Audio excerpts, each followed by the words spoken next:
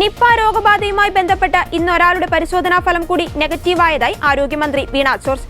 ഇതോടെ ആകെ 37 പേരുടെ പരിശോധനാ ഫലം നെഗറ്റീവായി.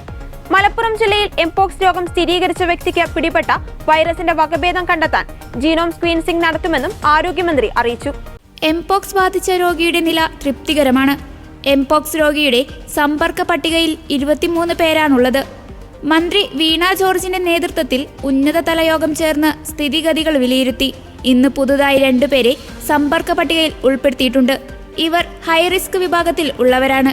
സമ്പർക്ക പട്ടികയിൽ ഉൾപ്പെട്ടിട്ടുള്ള 81 പേർ ആരോഗ്യ പ്രവർത്തകരാണ്. 177 പേർ പ്രൈമറി കോണ്ടാക്ട് പട്ടികയിലും 90 പേർ സെക്കൻഡറി കോണ്ടാക്ട് പട്ടികയിലുമാണ്. പ്രൈമറി പട്ടികയിലുള്ള 134 പേരാണ് ഹൈറിസ്ക് കാറ്റഗറിയിലുള്ളത്. രോഗലക്ഷണങ്ങളുമായി 2 പേർ ഇന്ന് മഞ്ചേരി മെഡിക്കൽ കോളേജ് ആശുപത്രിയിൽ അഡ്മിറ്റായി. ഇവർ അടക്കം 6 പേർ മഞ്ചേരി മെഡിക്കൽ കോളേജ് ആശുപത്രിയിലും 21 പേർ പെരിന്തൽമണ്ണ EMS മെഡിക്കൽ കോളേജ് ആശുപത്രിയിലും അഡ്മിറ്റായി ചികിത്സ തുടരുന്നുണ്ട്. എംപോക്സ് വൈറസിന്റെ 2B വകഭേദത്തിന് വ്യാപനശേഷി കുറവാണെന്ന് മന്ത്രി പറഞ്ഞു. എന്നാൽ ആഫ്രിക്കയിൽ കണ്ടെത്തിയ 1B വൈറസ് വകഭേദത്തിന് വ്യാപനശേഷി കൂടുതലാണ്. വൈറസിന്റെ വകഭേദം കണ്ടെത്തിയാൽ വ്യാപനശേഷി മനസ്സിലാക്കി ആവശ്യമെങ്കിൽ കൂടുതൽ നടപടികൾ സ്വീകരിക്കാനാകും. നിപ്പയുടെയും എംപോക്സിന്റെയും കാര്യത്തിൽ ആശങ്ക വേണ്ടെന്നും മന്ത്രി പറഞ്ഞു.